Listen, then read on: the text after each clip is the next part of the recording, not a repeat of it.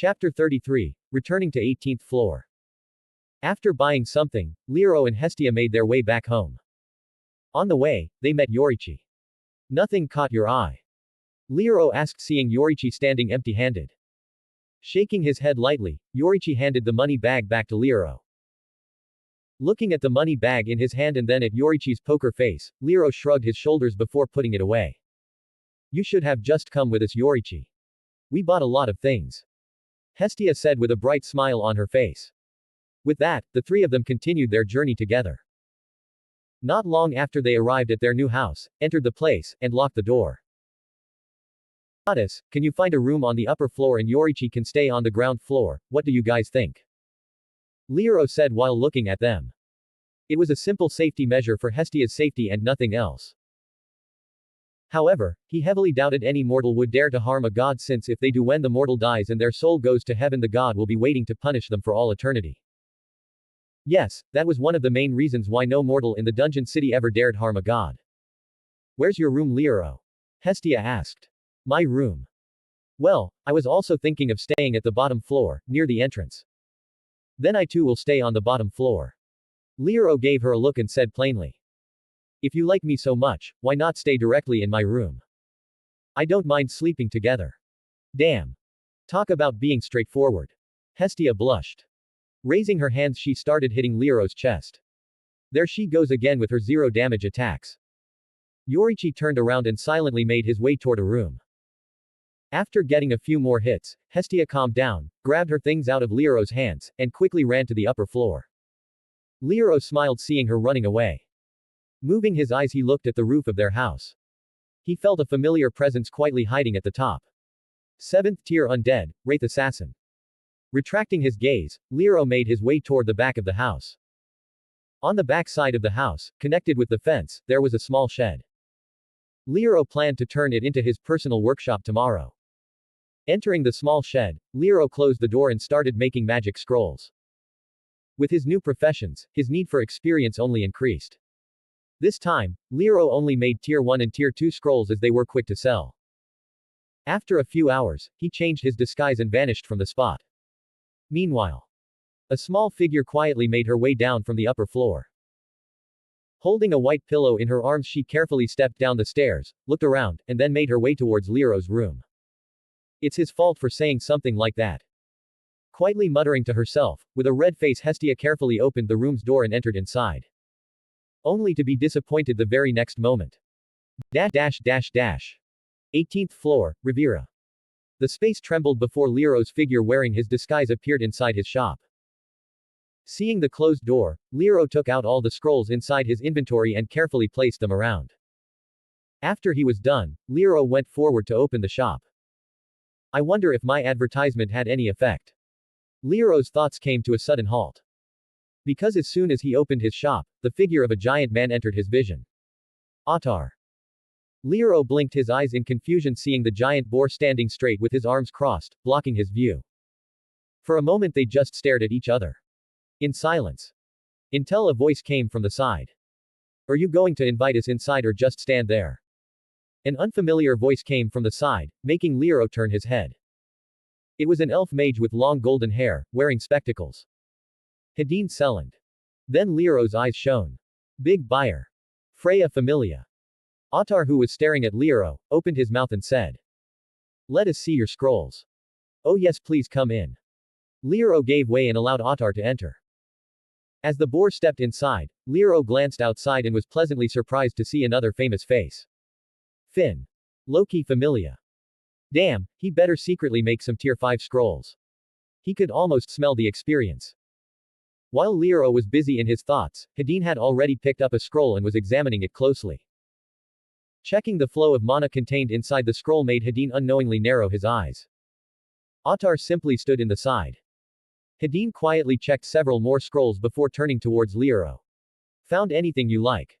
Instead of answering, Hedin asked. Did you make these? Yes, I did. Hedin fell silent. Thinking quickly. So are you buying anything? Lioro asked, looking at Ottar. The boar just stood there. Staring at him in silence. He looked a little menacing. Can you show us how you made these? Hedin asked. No. Lioro replied plainly. Although he doubted they could copy his professional knowledge just by looking, but still. Why take unnecessary risks? So how many are you buying? Lioro asked again. Hadine looked deeply at Lioro's mask as if trying to sense something. After a few moments, he said in a calm voice. We will buy everything. Hadine's words. It was like music to Lioro's ears. Not long after. Ottar and Hadine could be seen walking out of the shop carrying huge bags on their backs. The others in line were about to hurry inside but couldn't help but stop and curse out when they saw Lioro lock the door and put up a closed sign. They all gave Ottar and Hadine a dissatisfied look. What should we do, Finn? Rivria asked while glancing sideways at the palom. Let's go and meet the mage, after all, we did wait for an entire day. Inside the shop. Lioro looked at the several high-level magic crystals in the bag. They were dropped by monsters on the lower floors. Just when Lioro was about to turn them to experience, he heard someone knock on the door. Placing the magic stones inside his inventory, Lioro opened the door. The figure of a familiar palom and a tall green-haired elf appeared in his vision. Hello. Finn said in a friendly tone. Hello. Lioro greeted back. Finn smiled and said. Can we come in? Lioro turned to the side and made way. Finn along with Rivria and an Amazonian entered his shop. Lioro couldn't help but glance at the Amazonian's huge chest. Tion Hiryut. As if sensing his gaze, Tion turned her head. But Lioro was faster than her and had already made his way forward. Tone tilted her head in confusion, wondering if she had sensed wrong. Standing in front of Finn, Lioro said. As you can see, the shop is empty, a big buyer came just now and bought all of my scrolls.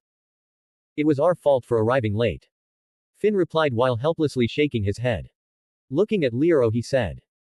As you might know, I am Finn and they are my companions. Lightly patting his chest, Finn continued. We are from the Loki Familia and would like to ask if you are the creator of these magic scrolls. Finn glanced to his side. Rivria pulled out her hand from inside her robe, holding a magic scroll. I am indeed the creator of the magic scrolls. Lioro nodded his head. A light passed through Finn's eyes. Our Loki Familia will soon be starting a new expedition for the lower floors and would like to purchase your magic scrolls. Oh. It seems the original story was about to start soon. But then, what happened to Belle? You want to place an advance order? Lioro asked. Actually, we were hoping for a different kind of cooperation. Different? Yes. Finn nodded. Similar to Hephaestus Familia, we will share a percentage of the loot from the expedition with you in exchange for providing magic scrolls up front. It was an interesting proposition. Currently, Loki was the only Familia who would venture into the depths of the dungeon to the deeper unknown floors. And in fact, most of their previous expeditions have generated a lot of wealth. But there was just one single problem. Didn't they end up falling the expedition? He remembered the demi-spirit minions attacking the Loki Familia on the 59th floor or something. It was mentioned in the Sword Oratorio story. Unfortunately, he only saw one or two initial episodes of the side story since he was more interested in the main one. Well, the main reason was that he switched from anime to novels during that period of time and couldn't be bothered with it because of masterpieces like Reverend Insanity, Lord of the Mysteries, and A Will Eternal, etc. etc. Anyway, their expedition will end in failure, meaning a loss for those investing in it like the Hephaestus Familia.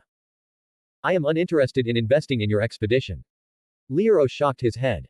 I see. That's too bad. Finn smiled regretfully and then said. Then we would like to place an advance order. Magic scrolls were too useful after all, they could be instantly cast by anyone, and the only thing they needed to do was to tear the scroll, and boom, the magic would appear the very next second. Okay, how many do you want? Is there any discount? Finn asked with an embarrassed look on his face. It seems the Loki Familia wasn't very rich either. Or maybe they're just pretending to lower the price. Who knows? Lioro turned his head to look at Rivria. Rivria looked back at him in confusion. Looking at her beautiful and mature face, Lioro said to Finn. We have a special discount for beautiful women. His words came out of nowhere. It took a moment for the three of them to react. Rivria was taken aback. Did someone just compliment the beauty on her face? Tion maintained her silence as if she didn't care.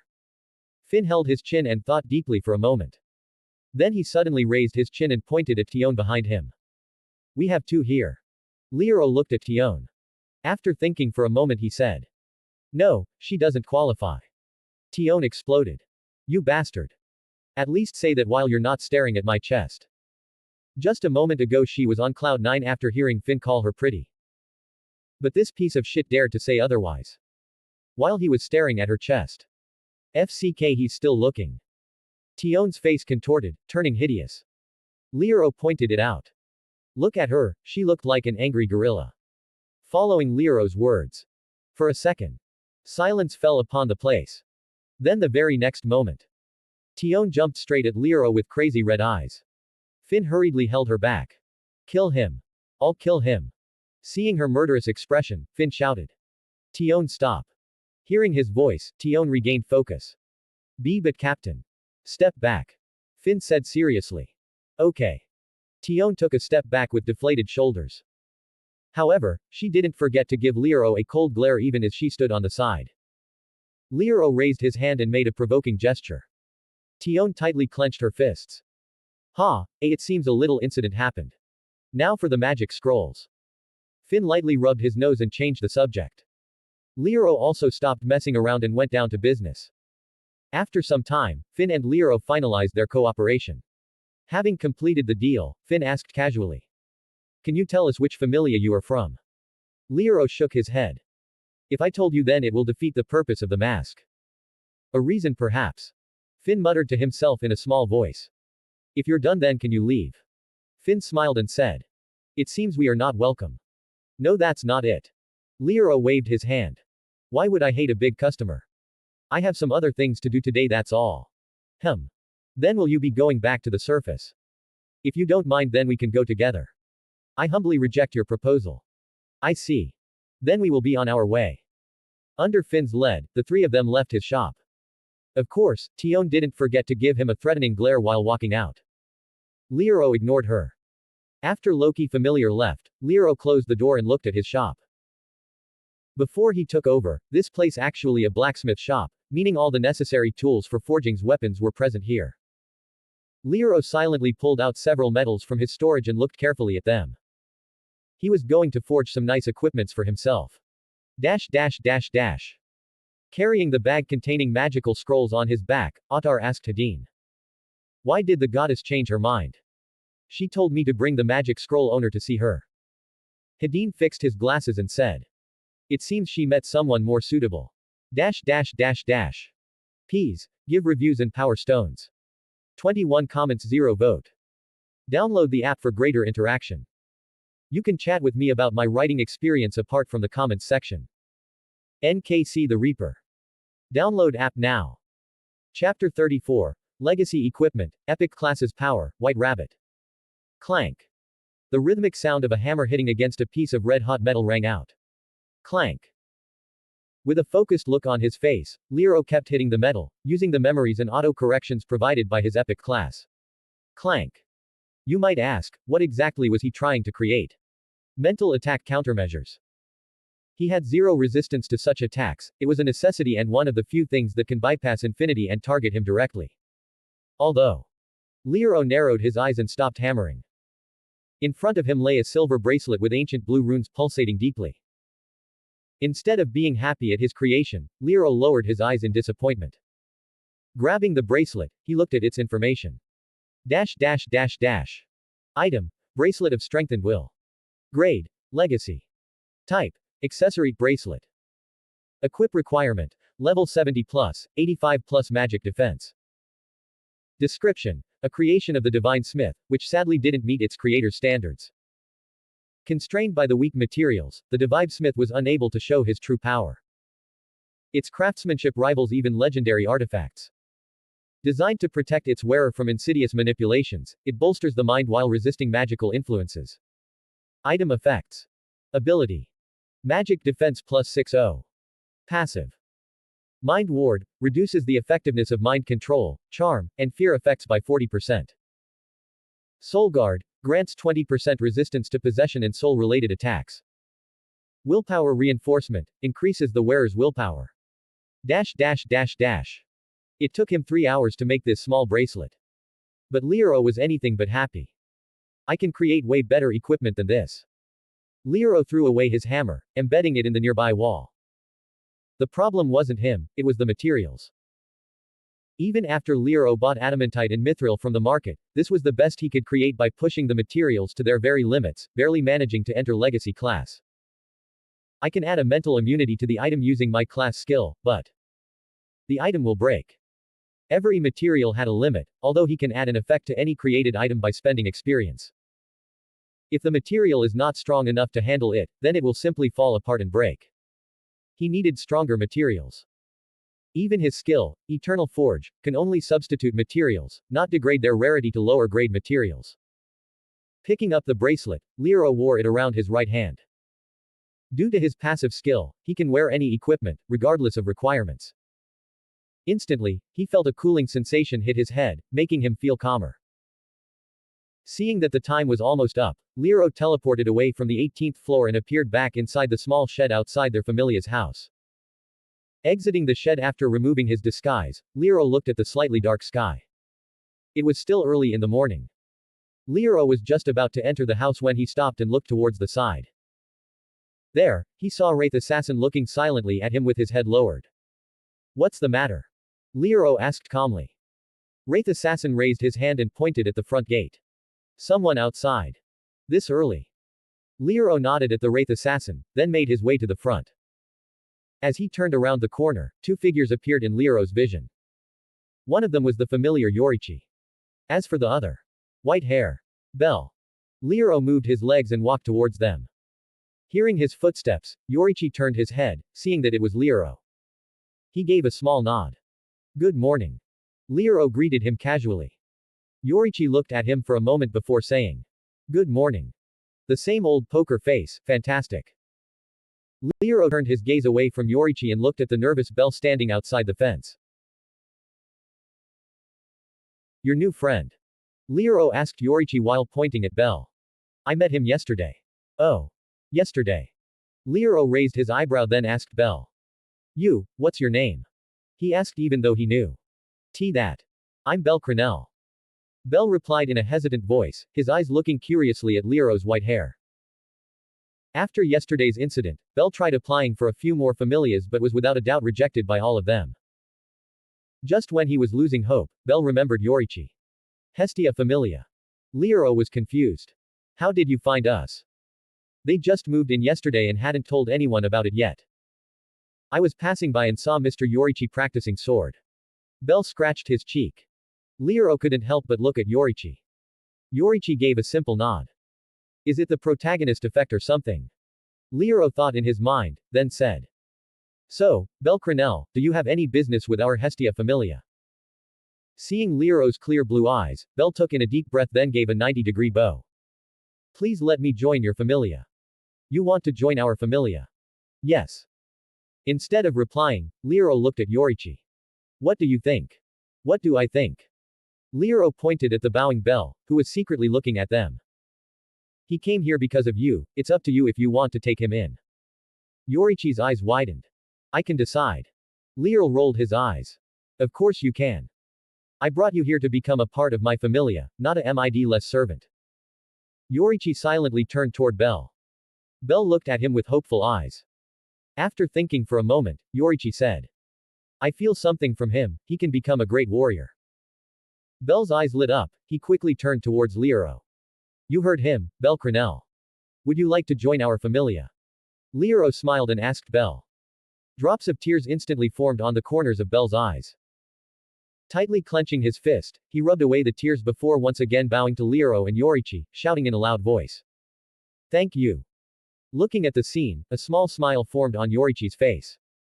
All right, come in. Why yes. Bell hurriedly entered through the main door. Looking at his young and nervous face, Lioro smiled. Who could have possibly imagined that a brat like him would one day shake the entire dungeon city? Walking up to the nervous kid, Lioro wrapped his arms around Bell's shoulders. Bell looked at him in confusion. Listen carefully, Bell. Although our familia doesn't have any particular rules, there is one thing you must absolutely always remember, okay? Looking at Lioro's serious face, Bell hurriedly nodded his head. Now repeat after me. Bell hardened his expression and listened carefully. Yorichi also looked at them. Lioro opened his mouth and said the divine words. Ryu best girl. Huh. Bell looked at him in confusion. What? Did you forget? Repeat after me. Lioro said in a serious tone. Under the growing pressure, Belle said in a stuttering voice. Are Ryu be best girl? Again. Are Ryu best girl? Again. Ryu best girl. Lioro smiled and nodded his head. He was going to make sure his favorite ship sailed. FCK Ice whatever her name. Ryu best girl. Hell, if Ryu wasn't flat-chested, then he might have tried himself, but he just couldn't bring himself to love flat-chested women. They were simply not his type. He liked them big. Seeing Liero's satisfied expression, Belle heaved a sigh of relief. Now I need you to always keep these words in your mind, whether you're training, sleeping, eating, resting. Why yes. Yes. Yes. Yes. Belle hurriedly nodded his head. Although he felt something was wrong, he couldn't possibly miss this chance to join a familia. It seems you understand. Lioro retracted his hand from Belle's shoulder and then said to Yorichi. Help him train, I will take you both to the dungeon today. Mr. Yorichi. Belle called out in surprise, looking at Yorichi with hopeful eyes. Yorichi nodded at Belle then took him towards the empty ground. I should make equipment for them as well. Lioro thought in his mind. Unfortunately, after creating that disappointing bracelet, he was really in no mood to continue forging. I have several sets of steel equipment from Overlord, they can just use them for today. Thinking so, Lioro walked inside their mansion to grab a quick nap. Stepping inside, Lioro made his way towards his room. Stepping in front of his room's door, Lioro stopped. The door was open. Slowly opening the door, Lioro glanced inside. There he saw a familiar goddess sleeping soundly on his bed. Did she make a mistake? Lioro thought, then silently closed the door. Well, it didn't matter, he will simply choose another room.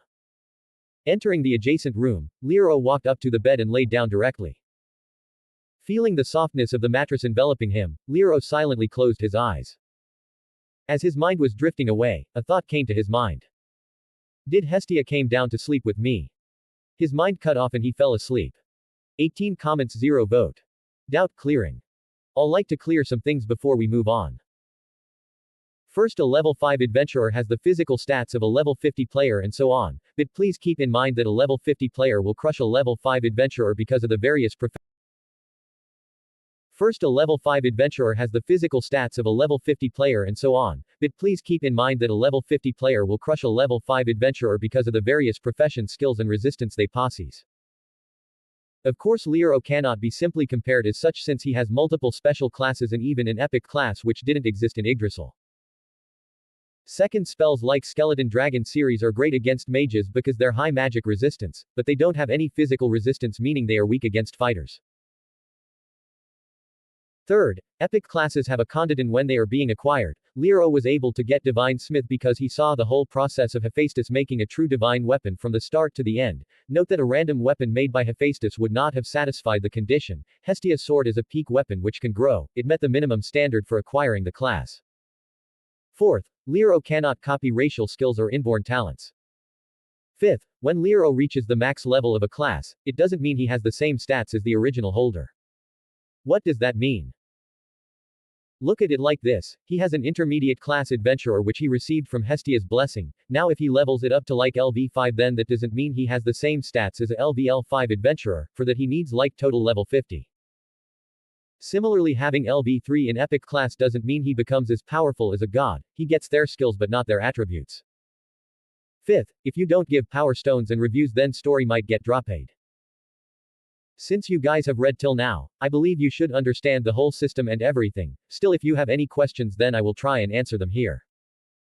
No future prediction, only answering any doubt you might have on previous chapters. 15 comments 0 vote. Chapter 35, Taking White Rabbit to Dungeon, Hestia Falling. Lioro felt like he was floating freely through a layer of clouds. It felt nice. He was in a weird state where he knew he was awake but at the same time wasn't. As Lioro was enjoying himself, he suddenly felt someone poking his cheek. Which bastard was trying to ruin his sleep? Lioro turned towards his right side. The poking went away.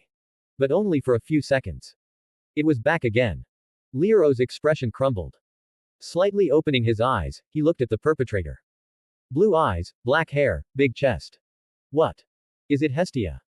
He didn't even call her goddess, showing his dissatisfaction.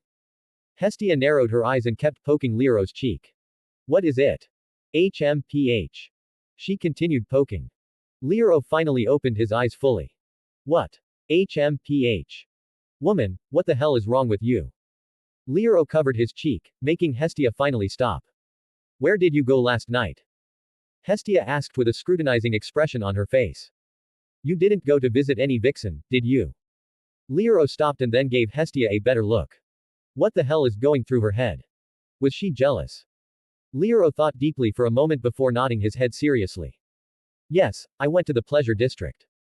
Pleasure district. Hestia jumped on her feet. Lioro smiled. Yes. Why you? Hestia pointed at him with a shaking finger. Just as Lioro was smiling and waiting for her to explode, Hestia lightly flickered his nose and said in a calm voice. Bad child, always teasing your goddess, even though you know you can't lie in front of a god. Feeling itchy, Lioro lightly rubbed his nose. Hestia crossed her arms across her chest and said. I updated the status of the new child you accepted. Did you see anything interesting? Like a skill. Skill. Nope, it was empty, she status also normal all starting from I0. Hestia recalled Bel's status. Compared to his first two monstrous children, it was just so-so. Bel's skill. How to activate it? Lioro fell silent. Hestia looked at his white hair and couldn't help but ask. Are you related? Yes, he's my brother from another mother. Lioro rolled his eyes. The fact that he was being compared to Bel was just pathetic. You. Hestia used her hand to flick his nose again. Lioro dodged. Don't dodge. She tried again. Lioro jumped off the bed, making her fall headfirst onto the bed. I'm leaving, bye. Lioro said as he casually walked out of the room. Leaving behind Hestia, who was lying on his bed. But instead of getting up, Hestia actually started sniffing the mattress. Lioro's smell. She blushed and took a few more sniffs. Before she knew it, she was hugging his pillow and happily rolling around on his bed. Exiting their house, Lioro looked at the sun in the sky. It was afternoon. Turning to his left, he looked at Bel, who was lying on the ground sweating like a pig. Beside him stood Yorichi, with a calm look on his face. How's the training going? He's making progress. Yorichi said. Bel was huffing heavily, too tired to say anything. Lioro cast a tier 3 heavy recover on him, the spell had the ability to recover stamina as well. As the soothing light enveloped Bel, the small injuries were quickly healed, and in no time, his stamina was raised back to full. Bel stopped huffing and got up from the ground, looking at Lioro with a shocked expression. And he wasn't the only one. Lioro turned his head and looked at the front gate of his familia. There, he saw several unknown adventurers looking curiously at them. A healer. Which familia is this? Does anyone know? Are they taking in new members? Lioro said to Yorichi and Bel. Let's go inside. The two of them followed behind him, entering the house and closing the door. Yorichi and Bel stood in the hall, looking at Lioro. Opening his prop box, Lioro took out several weapons. There were several swords, some shields, and a set of general steel armor. Bel stared in disbelief, he couldn't understand how Lioro suddenly took these things out of nowhere. Yorichi was calm, he was more or less familiar with Lioro's means by now. Take what you like. Lioro said as he pulled out the last item, a single-handed crossbow he bought because it looked cool. I can choose anything. Bel asked while pointing at himself. Yes, but I think it will be better for Yorichi to guide you. Oh, of course. Mr. Yorichi, please. Bel looked at Yorichi with expectant eyes. Yorichi looked at Bel then glanced down at the various longswords and full-plate armor. After thinking for a moment, he shook his head. None of these are suitable for you. You're more gifted for smaller weapons like a dagger instead of a sword. Light armor will be more ideal as it won't restrict your movements. Bel's shoulder deflated in sadness. Doesn't that mean I'm not suitable for anything here? You can use the sword, but I don't recommend it. Lioro looked at them in silence. Do I really have to make their weapons? He was really in no mood to craft. Especially since they will just outgrow the equipment with their growth rate, meaning he will need to craft another set again. Let's just buy something for now. It will take too long to make equipment anyway, it will be better to use general stuff for now than make specialized ones later. Let's go to the blacksmith shop. Unfortunately, he was banned from Hephaestus Familia. Anyway, it wasn't like there weren't any other blacksmith shops in Orario. Goibniu Familia shop. Yorichi looked at the various weapons on display, then selected the ones he thought were most suitable. Of course, being inexpensive was also a criteria. For Bell, they bought basic twin blades, which were easy to handle, and padded clothes armor with a few pieces of metal guard on the shoulder and arm. 6,500 valis for the weapon and 8,000 for the armor. As for Yorichi, he didn't get anything. I have my sword, and I can perform better without armor. Up to you, but I have to say you are underestimating the monsters in the dungeon. Lioro shook his head, making Yorichi look at him in confusion. Let's go to the dungeon. He will have Bell register with the guild later. With that, the three of them made their way toward the dungeon. Looking at the unique appearance of the three, the onlookers couldn't help but give them another glance. Among the onlookers was a short Palin carrying a huge bag on her back. Dungeon first floor. A sword flashed, and a goblin was cut into God knows how many pieces. Lioro looked blankly at the completely destroyed magic crystal. Yorichi, we need the magic crystal. I apologize. I will keep it in mind. Yorichi lowered his head. Magic stones are important. Lioro said and turned to look at Bell, who was fighting against a goblin. It seemed to be an equal fight. They looked in silence for a moment before Yorichi opened his mouth and said, "Remember that stance, steady your lower body." Listening to his words, Bell suddenly counterattacked the goblin's attack and thrust his dagger straight into the goblin's head, killing it. Looking at the blood coming out from the dead goblin's head, Bell's pupils dilated, and he started breathing heavily. Suddenly, a green light came from the side and enveloped him. Mind of Undead. Tier 2 Mind Calming Spell. Bell's breathing stabilized, and he turned towards Lioro and Yorichi, then walked up to them with an embarrassed look on his face. I'm sorry. You don't need to apologize. Yorichi shook his head and said calmly. Everyone has a first time, so don't worry. Using his hand, Yorichi patted Bell's shoulder. Mr. Yorichi. Bell stared at him with stars in his eyes. Lioro looked at them and couldn't help but wonder. He won't activate his skill for Yorichi, would he? Lioro clicked his tongue. It will be really funny if a boy dreaming of a harem awakened his skill because of a guy. Maybe it could activate out of respect instead of love. After that, Yorichi and Bell begin their first adventure under Lioro's guidance. They fought several goblins, kobold, dungeon lizard, and even war shadow. In the end, they arrived at the 7th floor before stopping. The reason? Because Lioro was getting bored and wanted to leave. And since Yorichi and Bell couldn't navigate through the dungeon, they also had to go back. Yorichi take Bell to the Adventurers Guild and get him to register. Also, learn from the advisor how to find your way through the dungeon. Next time, you guys will go to the dungeon on your own. Yorichi nodded his head, then took Bell away with him. Watching them walk away, Lioro went to a secluded corner and pointed at the ground. Summon Undead 9th, Void Phantom. The void in front of him trembled. Lioro couldn't see nor sense anything, but because of his connection with the summon, he knew there was something staring at him, a high-tier undead. The Void Phantasm. Spell. Summon Undead 9th tier. Undead. Void Phantasm. MP cost. 128. Introduction. A nightmare lurking between void, the Void Phantasm is a high-tiered undead summoned through a 9th-tier necromantic spell.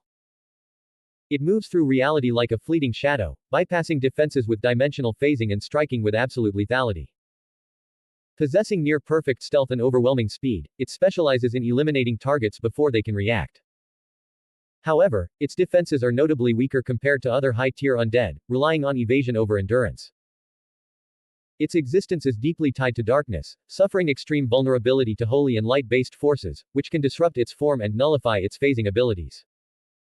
Personal traits: Dimensional Phase, Void Execution, Abyssal Silence, Unseen Terror. Undead traits: Low-tier physical damage reduction, low-tier magic damage reduction, immunity to sleep, immunity to disease, energy drain immunity, dark vision, death immunity, disease immunity, mind-affecting immunity, necromancy resistance, paralysis immunity, poisoning immunity, recovery by negative energy, triple damage by fire, extreme light and holy vulnerability 7, good and holy consecrated areas, vulnerability IV. Suddenly the void in front of him slid open, revealing a pair of blood-red eyes, looking at him in reverence. Lioro pointed in the direction Yorichi and Bell left. Follow them and learn how to navigate through the dungeon. The pair of red eyes closed, and a distorted, indescribable voice entered Lioro's ears. I understand, my lord. All high-tiered undead posse's thinking abilities. Some of the special ones like Elder Lich and Night Lich were even smarter than humans. And the Void Phantasm. If Lioro was being honest, in a fight, he felt like he would lose to the Void Phantasm. Leaving the attribute difference aside, he had no way of finding the Void Phantasm except through his connection as a summoner.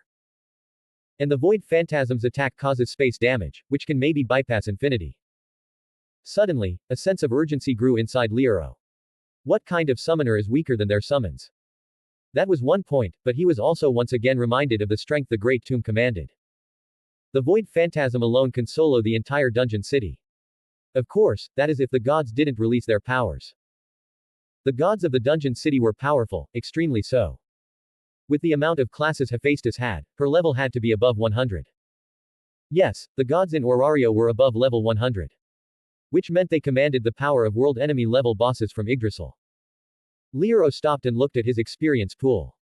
Experience slot, 11,400,000 10,000ths. It was crazy high. Now he needed to acquire more classes, focusing of special and epic ones. And he already had a target in mind. God of War, Takemikazuchi. A combat-based epic profession. Lioro's eyes shone, and he vanished from the spot, appearing back inside Hestia Familia house. Goddess. He called out for Hestia in a loud voice. Followed by his voice, the sound of someone stumbling and crashing rang out. In no time, the familiar figure of a petite goddess came running from the ground floor. El Lioro. Why are you shouting? Hestia asked with a beet red face. She's stuttering. Lioro looked at her, then ignored her weird behavior. He had more important things to do now. Like touching God Takemikazuchi. Walking up to the Hestia, Lioro said. Goddess, you must know Takemikazuchi, right? Introduce me. Hestia looked at him in confusion. Takemikazuchi. Yes. Let's go meet him. Then, before Hestia could react, Lioro pulled her in a princess carry. Hestia's face flushed red. What are you doing, Lioro? We're leaving, now. Hestia covered her face and said in an embarrassed voice. Pete put me down, idiot. Lioro stopped and looked at her. You sure? No. Hestia replied instantly. Lioro smiled, then raised Hestia higher, bringing her head closer to his chest. Hestia smiled, listening to his rhythmic heartbeat. This is bad. She couldn't help but think. This is really bad. Raising her right hand, she placed it on Lioro's chest. Why does he always do these things? Out of nowhere. A god's love, just like them, was eternal and everlasting. Making my heart beat for no reason. 19 comments 0 vote. Chapter 36, Give me my epic profession. Yorichi and Bell sat side by side, carefully taking notes while being lectured by guild advisor Rose. Bell looked at the maps laid out on the table, then scratched his head before writing down on his notebook. Yorichi was also carefully looking at the maps. On the other hand, Rose was secretly glancing at Yorichi's face. Seeing his serious expression, she smiled and started playing with her hair for no reason.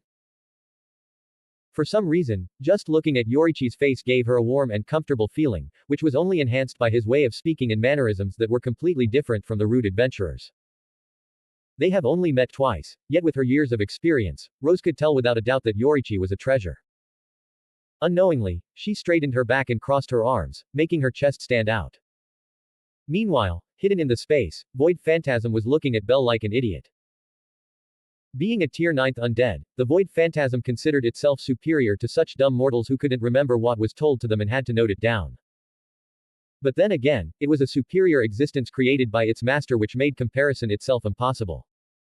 In the northeast part of the dungeon city. Carrying Hestia in his arms, Lioro stopped in front of a Japanese-style residence. It was the temporary residence of Takemikazuchi Familia. Putting Hestia down, Lioro knocked on the door. Bam bam bam.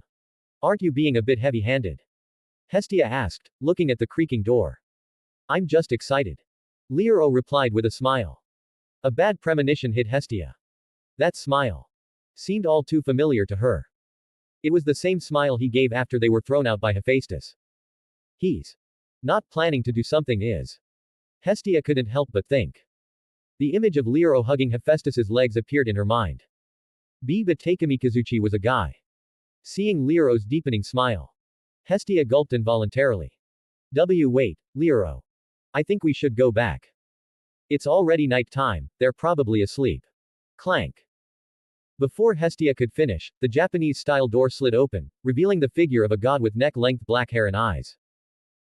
God Takemikazuchi looked at Lioro in confusion before his gaze shifted to Hestia standing beside Lioro. Hestia. Why are you here? Ahahaha. Hestia didn't know what to say, so she just laughed awkwardly. Seeing her weird action, Takemikazuchi was about to say something when Lioro took a step forward and held his hand. Takemikazuchi gave Lioro a confused look. Lioro returned a smile, tightly holding Takemikazuchi's hand. His eyes were completely focused on the attribute panel. Damn it. Where was his epic class? Lioro unknowingly tightened his grip. Can you let go? God Takemikazuchi hesitantly asked. Just a little longer. Lioro replied quickly. God Takemikazuchi was confused. He couldn't help but look at Hestia. Hestia. Who is this? Listening to Takemikazuchi's question, Hestia replied helplessly. This is my child, Lioro. You're familiar.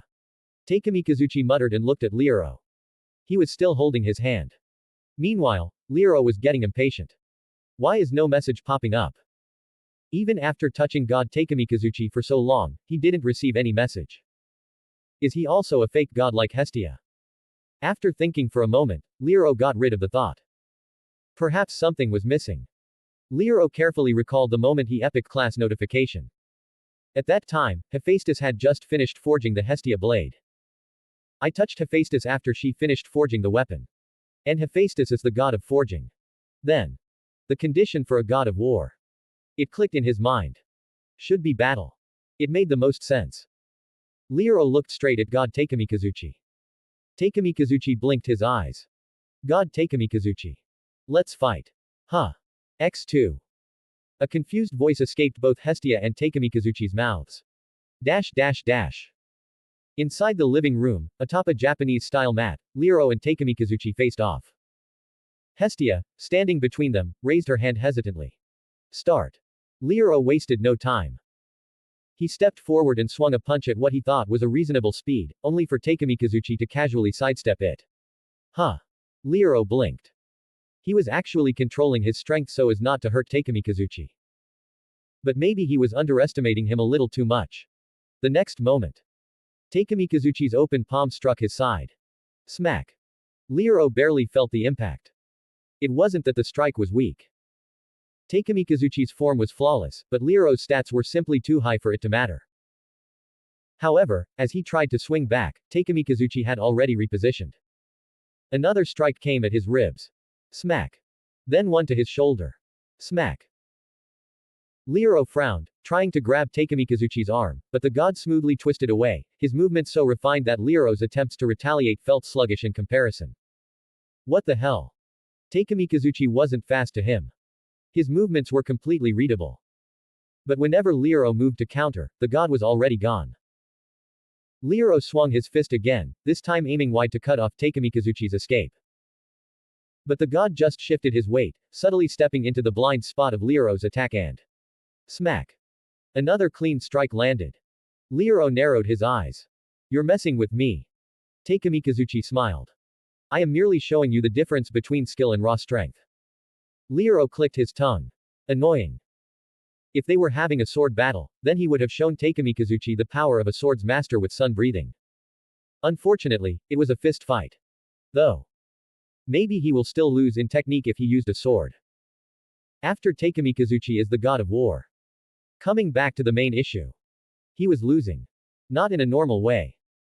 Takemikazuchi couldn't actually hurt him, but he was getting completely outmaneuvered. He had never trained in hand-to-hand combat, so every time he made a move, it was an amateur's attack against a master's technique. If they had equal stats, he would have already lost 10 times over. Takemikazuchi shifted forward, aiming to trip him this time. Enough of this. Lioro stopped thinking and just moved. He wasn't here to learn but to get his epic class.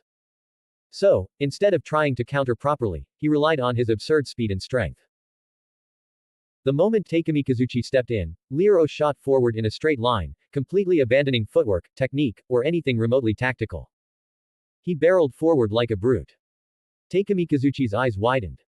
Before the god could adjust, Lioro reached out and grabbed him. Got you.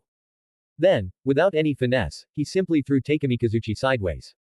Of course, he made sure to contain his strength. Boom. Takumi Kazuchi crashed into the mat, tumbling across the floor before stopping with a dazed expression. The room went silent. Hestia rushed to Takumi Kazuchi's side. Are you okay? Takumi Kazuchi sat up, rubbing his shoulder.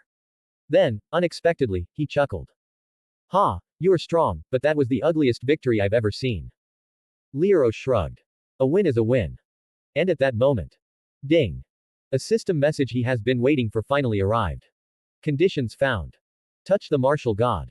Satisfied. Beat the martial god in combat on equal strength without external help. Failed. Posse's special classes. Failed. Failed. Condition not satisfied. Class acquisition failed. Looking at the red failed message. Lioro's expression froze. His gaze fixed on the second condition. Beat the martial god on equal strength. What the FCK? How was he supposed to do that? Beat the god of war using technique. What the hell is wrong with you? Lioro was going crazy. What kind of twisted joke was that? There was no way he could win against a god of war in a fair fight. This was rigged. Takumi Kazuchi, unaware of Lioro's inner turmoil, brushed off his robes and sighed. That was unexpected. He stretched his arms, cracking his shoulders before glancing at Hestia. Your child is quite something, Hestia. His strength is impressive. Hestia let out a weak chuckle. Yes, Lioro is very powerful. Takumi Kazuchi nodded. Well, I suppose introductions are in order. I lead the Takumi Kazuchi Familia, a small but disciplined group of adventurers. We focus primarily on martial arts, honing our skills rather than relying on weapons alone. Lioro, still staring blankly at the ground, barely reacted. Takumi Kazuchi, noticing his blank expression, raised an eyebrow and asked. Is he alright? Hestia looked at Lioro. Seeing his blank expression, she fell in doubt. Lior, oh, are you okay? Lioro gave no reply. Just as Hestia was getting worried. I'm alright. Lioro said in a low voice, making Hestia feel relieved. Takumi Kazuchi smiled. Then Hestia and Takumi Kazuchi started talking, reminiscing about the past, how they used to hang out together in heaven, and how their current familias were faring. They laughed, joked, shared stories and moments of genuine camaraderie between old friends. Meanwhile, Lioro remained in his own world. What the hell am I supposed to do now? The entire reason he had come here was to get the epic class. Now, that goal had hit a roadblock. But that's a combat-type epic profession. Did this mean he had to actually learn martial arts to qualify? The thought made him feel sick. His eye twitched. Was he actually going to have to train like some normal adventurer? This is a scam. Lioro continued to stare at the floor. Eventually, Hestia stretched her arms. Alright, it's getting late. We should head back. Takumi Kazuchi nodded. You're welcome to visit anytime. And next time, Lioro, I wouldn't mind a proper spar. Perhaps with equal strength. Lioro's eyebrow twitched. Yeah. Sure.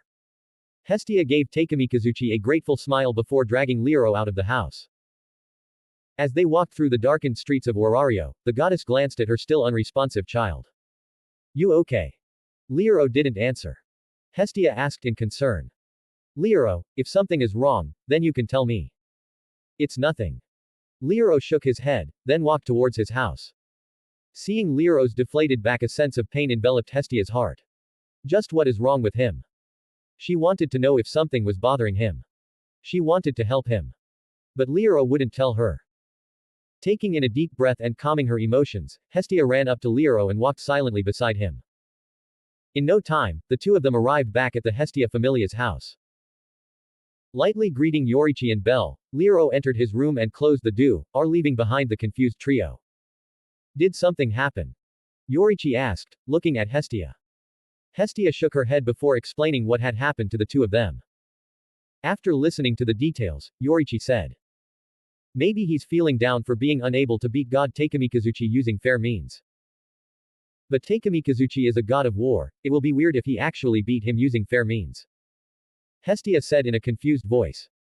Is what Yorichi said correct? Inside his room. Lioro was lying on his bed. Thinking about how to tackle the problem. How about learning martial arts techniques like sun breathing? That seemed to be the only way to beat Takemikazuchi. Liero's mind was moving. I need to go back to Overlord. There were many things he needed to get from that world. And the 1 week time limit he gave his sisters was reaching its end. I should transfer them to this world. Overlord was a little too dangerous for his sisters, they would be way safer in the dungeon city. Deciding on his goal for tomorrow, Lioro closed his eyes and went to sleep. Some time later, his room's door opened, and a figure sneaked inside. 25 comments 0 vote. Chapter 37, Human Emotions. Liero's breathing became difficult as he felt something heavy pressing against him. For some time, he endured, but then he could no longer keep sleeping as a hand slapped his face. Lioro opened his eyes and looked at the hand covering his face. Moving the hand to the side, he looked down at the perpetrator. Hestia. Filled with anger at being woken up like this, he barely controlled the urge to hit her. Taking in a deep breath to calm himself, Lioro felt his sleepiness fade away, then he looked at Hestia again. She was drooling from her mouth. It was dripping right on his chest. For a moment, the corners of Liero's mouth twitched. And he noticed the current situation. Hestia was sleeping on top of him. Her face against his chest, her chest on his stomach. She was practically on top of him except for her left leg, which was dangling on the side. It was a horrendous sleeping posture. Liero's eyes unknowingly traveled down. Her white cloth was pulled up because of her sleeping posture, revealing the vague image of a white underwear, squeezed between her hips. Has my popular phase finally arrived? Lioro couldn't help but think in his mind. Though he was actually feeling a little uncomfortable because of Hestia's chest placement. Having her melons pressed against his stomach gave him a weird feeling, which was hard to describe. Overall, it made him uncomfortable. He couldn't possibly sleep like this. Carefully placing his hand on Hestia's back, Lioro supported her and slowly tilted his body to the side, making her lay on the side. In the process, his left hand grabbed her hips, whether knowingly or unknowingly, only he knew. It's quite soft. Lioro thought, then quickly took away his hand and lightly slapped his forehead. He just took advantage of a sleeping woman. Lioro hit himself again. Various terrible thoughts were surfacing in his mind, telling him to do something. Take advantage of the situation. She wouldn't even know, would she? It was her fault for barging into his room, no. Lioro shook his head and released a small breath. Faced with the terrible nature of his own heart, he didn't know what to think. His gaze unknowingly traveled to Hestia's small face. Her face rested against his right arm, and as the position was improved, she stopped drooling and was breathing rhythmically. His gaze unknowingly traveled down to her chest. Her boobs were stacked on top of each other. Lioro clenched his left hand and then released it. In the end, he successfully suppressed the devil in his heart, and his conscience won. Placing his left hand on her back, Lioro tried to pull her closer. Hugging her to sleep should be okay. She did agree to hug him whenever he wanted. Even after having physical powers far superior to a normal human, Lioro found the task of pulling Hestia closer extremely difficult. He was afraid to use too much force. But just as he had pulled Hestia a little closer, something interesting happened. Hestia, with her eyes still shut, suddenly closed the distance between them. Pressing her chest tightly against his chest, she wrapped her arm around his waist and placed her right leg over his hips. Feeling her lightening and loosening her grip several times, Lioro couldn't help but wonder if she was awake and simply messing with him. But after a few seconds, when her arms lost strength, he concluded that she was indeed sleeping. Instinctual movement. This was the first time Lioro had seen something like this. After all, this was the first time he was sharing the same bed with a woman. Well, technically a fake goddess, but still a goddess nonetheless. Using his left hand, Lioro grabbed Hestia's leg, which was placed over him, and then pulled it down. She was her body pillow, not the other way around. And he couldn't sleep with something pressing over him. He raised his left leg and placed it over her. And now, Hestia was completely enveloped by him. Her warm and soft body worked as an amazing body pillow. Smiling lightly, Lioro hugged her close then closed his eyes. Going back to sleep. A few hours later. Hestia's eyes trembled before slowly opening up. And the first thing that she saw was Lioro's chest. Hestia blinked her eyes, then slowly raised her head. She saw Liero's sleeping face, it was in close proximity. Hestia's face blushed. She suddenly understood the situation she was in. They were sleeping together. Hugging each other. Hestia couldn't help but smile. Lioro. Didn't reject my love. She deliberately made her way towards his room. And he didn't push her away. Hestia's face turned beet red. She started moving her right arm around Lioro's back. And whether consciously or unconsciously, she grabbed his hips. And squeezed them. Way more times than Lior did. And hence proved. The lowly goddesses. Was rotten to the very core. Grabbing Lioro's leg, Hestia pulled it down and then placed her right leg over him. He was her body pillow. Not the other way around. Then she closed her eyes and happily fell asleep. The next morning. Lioro opened his eyes and woke up. Remembering what had happened that night, he looked down. There, he saw Hestia sleeping silently, using his arm as a pillow. Lioro carefully grabbed her head using his left hand and tried to slowly pull his right arm out. But just as he had managed to pull it out, Hestia suddenly opened her eyes. Lioro froze. The two blue pairs of eyes stared at each other. Silently. It went on for a few seconds. Until Hestia opened her mouth and said with a lovely smile on her face. Good morning. Lioro averted his gaze and replied in a small voice. Good morning. He suddenly remembered how he took advantage of Hestia at night. Seeing her innocent and pure eyes, he could not bring himself to match her gaze. Just then. Hestia touched his chin with her fingers, moving his face, making him face her. Lioro unconsciously followed her lead. And as soon as their gazes matched again, something soft pressed against his lips. It was Hestia. She just kissed him. Their lips just connected. Looking at Hestia's face in such close proximity. His eyes shrank. The heck? Was she really the virgin goddess? As Lioro was thinking, Hestia suddenly retracted back and looked at him with an awkward smile on her face. Hee. I couldn't help myself. Looking at Lioro's face. She said, stuttering, with her eyes darting around. Lioro didn't know what to say. Is she a player or she not? FCK it. Whatever it was, he no longer cared. Looking at the embarrassed Hestia. He suddenly grabbed her shoulder and pulled her close. What? Seeing Lioro's face up close, Hestia let out a confused voice. Lioro ignored it, then brought his face closer to her. Hestia's face instantly turned red, but instead of retreating, she closed her eyes and pushed her lips out, welcoming the kiss. Lioro stopped for a moment and looked at Hestia's face. She looked beautiful. Then he went forward, and their lips connected. It was a simple kiss. They felt each other's uneven breaths. Feeling an unknown excitement bubbling inside. After a moment of hesitation, Lioro pushed forward and kissed her more forcefully. His tongue entered her mouth. Hestia trembled. Then she wrapped her arms around his neck and pushed forth. Their tongues enveloped, going for a French kiss. It went on for some time. Lioro's hand unknowingly went for her hips. Pulling her cloth up, he grabbed her smooth and soft ass, feeling it, caressing it. It felt nice. But he wanted more. Lioro's hand touched Hestia's underwear. Then his finger slid under, entering the partition. Just as his hand was reaching for a deeper spot, Hestia suddenly separated from him. Her small face was flushed bright red, her mouth open with a trail of saliva sticking out. Taking in deep and heavy breaths, she stared at Lioro. He looked back at her in curiosity. Looking at his enchanting 6 eyes. Hestia said in a hurry. I need to go to the washroom. Then before Lioro could say anything, she pulled his hand off of her butt and darted off in a hurry. Lioro stared blankly and couldn't help but mutter as she left the room. Was I too straightforward? Was Hestia scared away? Lioro got up from bed and looked at his hand, which was exploring Hestia's bottom. Bringing it closer, he smelled it. It smelled like flowers. Lioro slapped himself. He was doing weird things again. It was all his brain's fault. 25 comments 0 vote.